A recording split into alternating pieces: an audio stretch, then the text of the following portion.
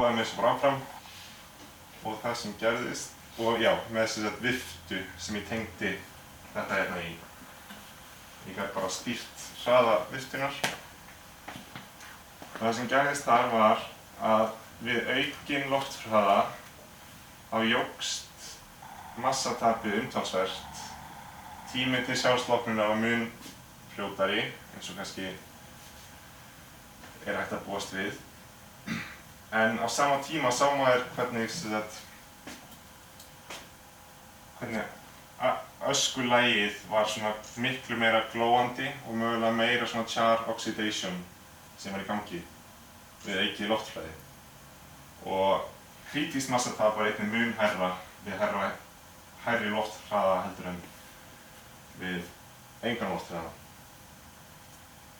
Og þannig að það margt út frá dampkvöðlajöfnunni ljóst að lofthraðinn var ráðandi þáttur krítísks massataps og ég náði að nota línulegt samband lofthraða og krítísks massataps til að finna hlutfallsfasta þar á milli.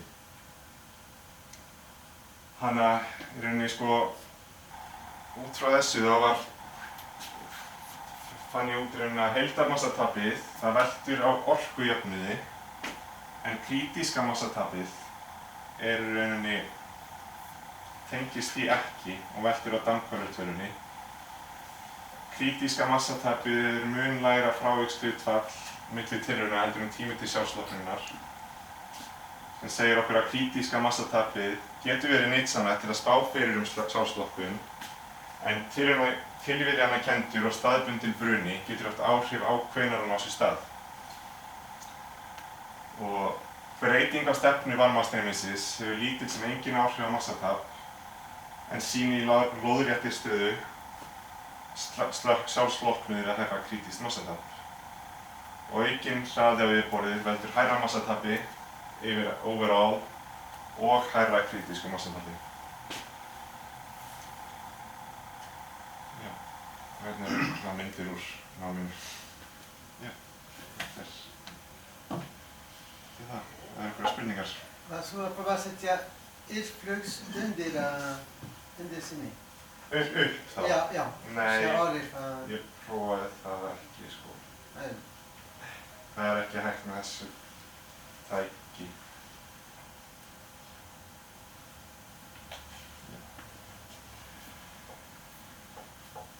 Já. Þarna, þú sagðir að þú hefur farið í Bíkó og þarna búin að gera þá tilraunirnar á Íslandi þá? Nei, fyrirgefðu, þetta var svona Bíkó Skotlands. Já. Fyrirgefðu. Gleymdi að segja það, já. En rakinn í timbrinu, Já. var hann alltaf konstant í? Já, ég setti timbrinu í svona conditioned room sem var við sama rakastig og ég mældi síðan rakann í ofni. Hann var kannski hefði mátt kannski vera fullkomnara því að timbrið kláraðist og svo fékk ég nýja sendingu og við reyndum að hafa það minnst 2 vikur í þessu herbergi en það var 12,5% rakastigið.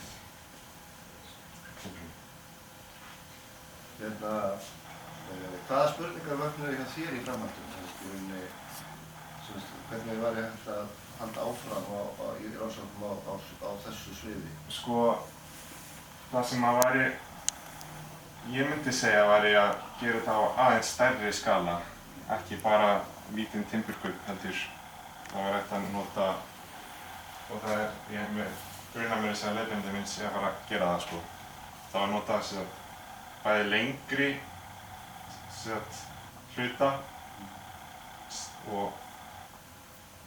og í rauninni nota nákvæmara þetta með loftstreymi. Það er hægt að gera það til sérstök græja sem heitir FIST apparatus sem á að geta gert þetta á stærri skala með skoða áhrif loftfræðis. Af því að líka það sem í þessari lóðréttu stöðu ef við lengjum skalann þá fáum við í rauninni við náttúrulega aðstæður mun vera ennþá meira loftflæði. Og ef við erum með stærri hita, það er mjög áhugavert að sjá hvað gerist þá. Þegar þetta var í rauninni bara vifta sem var annarkvort allt og mikill lofthraði eða í rauninni of svipaður engum auknum lofthraði. Já. Hérna, timbrið, sem sagt að nú náttúrulega erum við að byggja mikið úr CLT og það var vaknað eins og spurningar með CLT versus bara venjulegt timbur. Já. Er það einhver svona, parameter að bera það saman einhvern veginn? Það var CLT og Já, versus bara massíft timbur? Lagskipt timbur versus? í bruna myndi ég segja að það megi bera það saman en það sem að hefur sést eins og ég kom inn á í byrjun er þetta delamination sem hefur sýnt til dæmis þetta cyclic burning að þegar að það losnar frá lag þá hefur það getur sem sagt endurtekinn bruni átt sér stað þegar það kemst allt í einu varmageislun inn í óbrennda timbrið sem er undir laginu og í rauninni þá missuru lag í gólfið til dæmis það koma ný skilyrði það getur haft áhrif.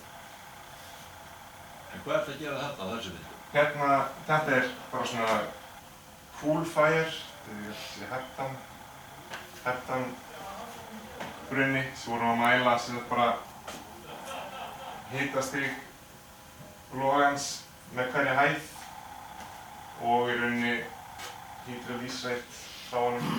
Hérna, þetta er þetta ég gerði þetta ekki, það var einhver annar sem var að mæla hydrolýsreit á skrifstofustól.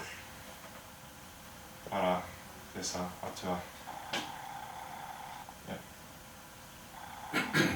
Er einhver hérna, nú sagði okkur frá því að þið hefðu verið með svona full-scale tilraunir á herbyggjum í Ameríku. Já.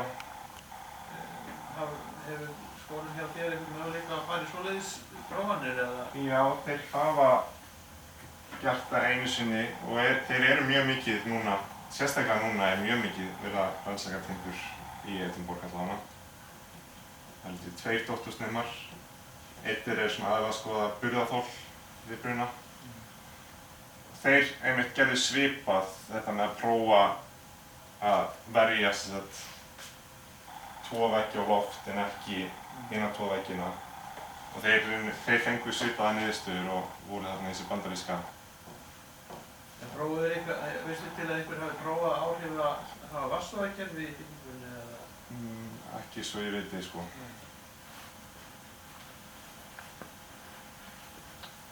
Mismunandi viðartegundir hafa þær áhrif á?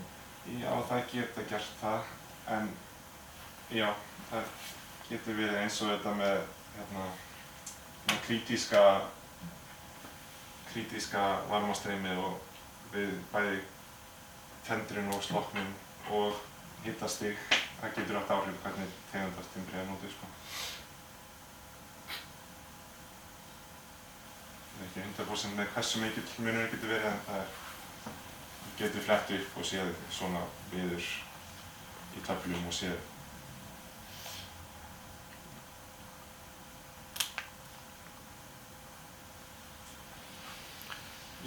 Þú nefndir þarna að talan sem við notum mikið brunahraða í timbri, Já.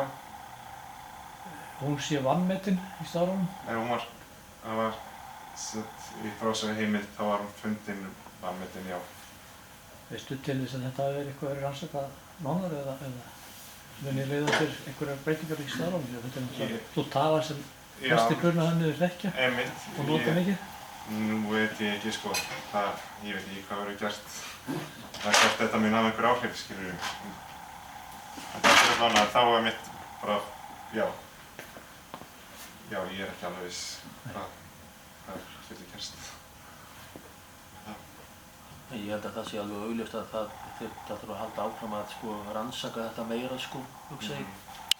Af því að crosslaminate timbur, það er ákveðin ásókn í það sem nota meira og meira Einmitt. Það er alveg bara svona reglulega sér maður eitthvað svona tallest timber building in the world. Það breytist næst í bara hverju mánuði sko. Í fréttum svona erlendis. Og þessi þarna á fyrstu glærum er þetta stærsta í heimi núna í Noregi.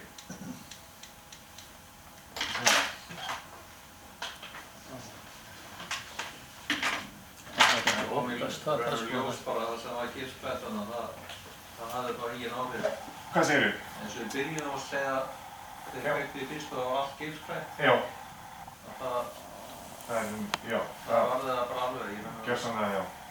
Hitastigið fór bara af gifsinu fór upp í innsta laginn á gifsinu fór upp í 200 gráður og timbrið var gjörsamlega bara ósnert. Þið getið kíkt á þessa greinu. Við horfum á þessa hóðu byggingu og það var það gifs innan en hvað með ytralagi sem miklu grunna. Það er náttúrulega líka annað sko. Svo er til dæmis eins og Bretar, þeir voru eftir Grenfell eða gerðu það reynda bara 2018 að bönnuðu þeir setja timbur í klæningu bygginga yfir 18 metra. Út af hræðslu. Það er bönnuð í rauninni öll brennanleg efni og það er náttúrulega timbur inn í því. Þannig að, já, þetta er spurning sko. Það er bara svona bæli út að þetta er náttúrulega svona samlíndar Já, einingar. það er mitt. Og þá áttum við komið með líf, eða skilur við, Já, akkurat. sem er kannski auka afur með að við Já. svona massa kaup sko. Akkurat sko. Það er einmitt hægt á þessu að lögin geta dottið og það getur haft áhrif.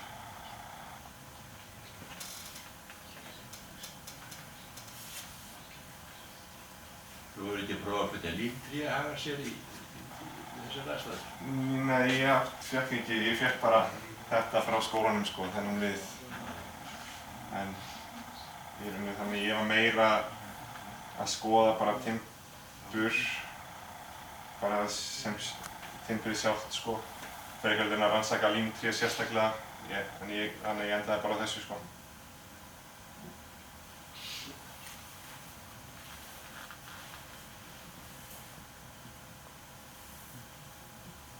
Er hægt að nota þessar pælingar til þess að meta tímann hvenær fer að draga úr brunahraðanum á timbrinu eins og þetta er í settum Eurocode í dag?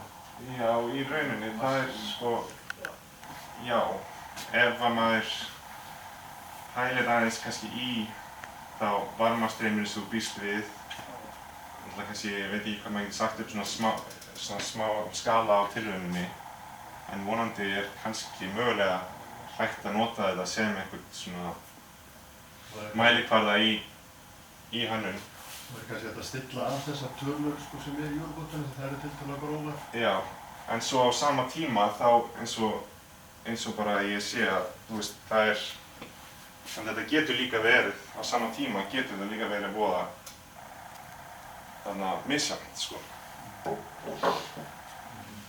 Þegar þú sagðir að þetta hefði verið alveg sömu aðstæður í raun og veru, Já. en þessi munur á brunanum, Já.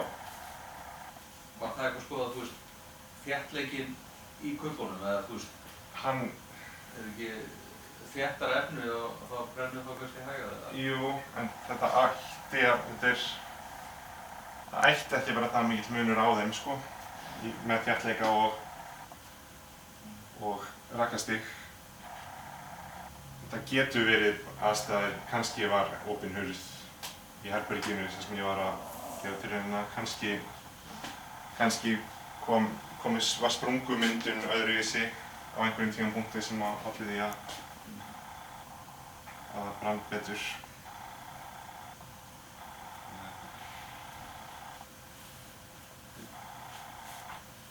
Þessi brunahraði sem var talað um 0,65, Já. er það ekki 0,7 í Eurocodanum? Svona eftir hvort þú ert að taka tillit til rúllunar á hornum og slíkt. Það eru tvær tölur Já. í honum. Gæti verið. Ég er kannski að planta það aðeins betur.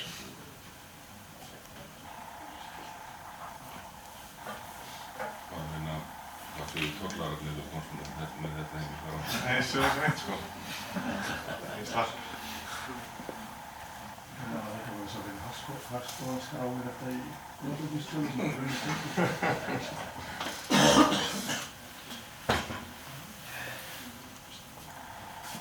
Já, er einhverjar fleiri spurningar? Nú, ef svo ekki þá þarf ég Snorra bara fyrir mjög bróðlega þarna fyrir fyrirlestur. Hann á fullt erindi við okkur því að þetta svið er vaxandi og við þurfum að rannsaka þetta meira. Þannig að ég bara þakka þér fyrir þetta og klöppum hana.